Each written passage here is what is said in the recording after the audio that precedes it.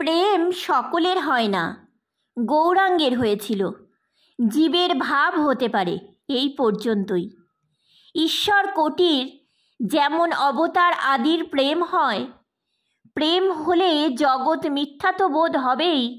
আবার শরীর যে এত ভালোবাসার জিনিস তা ভুল হয়ে যায়। পার্সি বই আছে, চামড়ার ভিতর মাংস, মাংসের ভিতর হাড়, হাড়ের ভিতর মজ্জা, তারপরে আরও কত কি। সকলের ভিতর প্রেম। প্রেমে কোমল নরম হয়ে যায়। প্রেমে কৃষ্ণ ত্রিভঙ্গ হয়েছেন।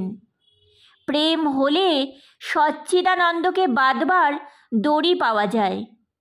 যাই দেখতে চাইবে দড়ি ধরে টানলেই হয়, যখন ডাকবে তখন পাবে। ভক্তি পাকলে ভাব, ভাব হলে সচ্চিদানন্দকে ভেবে অবাক হয়ে যায়।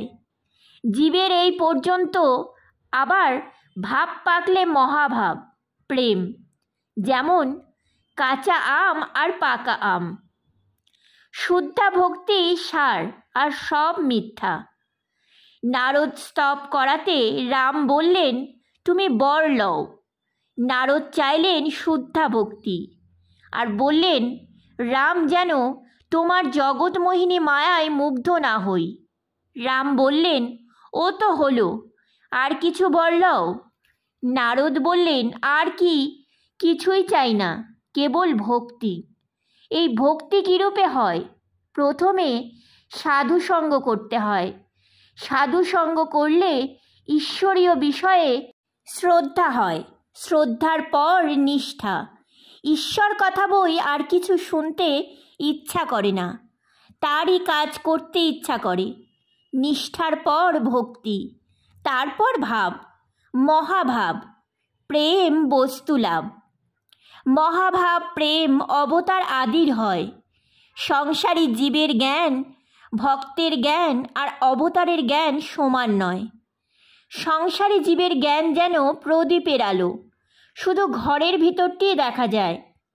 সে জ্ঞানে খাওয়া দাওয়া, ঘর করা, শরীর রক্ষা, সন্তান পালন এই সব হয়। ভক্তের জ্ঞান যেন চাঁদের আলো, ভিতর বার দেখা যায়, কিন্তু অনেক দূরের জিনিস কি খুব ছোট্ট জিনিস দেখা যায় না। অবতার আদির জ্ঞান যেন সূর্যের আলো, ভিতর বার ছোট বড় তারা সব দেখতে পান। তবে সংসারী জীবের মন ঘোলা জল হয়ে আছে বটে, কিন্তু নির্মলি ফেললে আবার পরিষ্কার হতে পারে।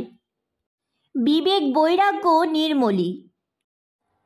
এইবার ঠাকুর শিবপুরের ভক্তদের সহিত কথা কইতেছেন।